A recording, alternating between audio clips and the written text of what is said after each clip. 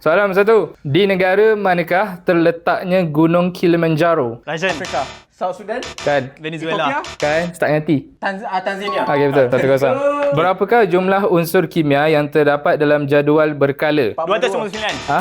42. 119. Kan? 119. 105. Kan? 115. Kan? 115. Okey, tak apa, skip lah. Aku sebut 115. Siapakah tokoh Islam yang terkenal dalam Ibn Sina. bidang Okey, betul.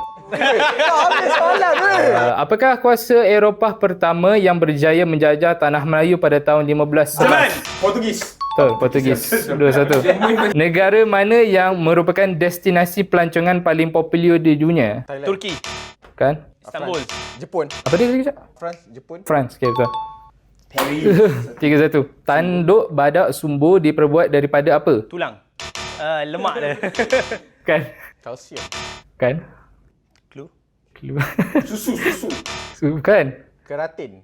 Okey, betul. Keratin. Keratin bukan buat.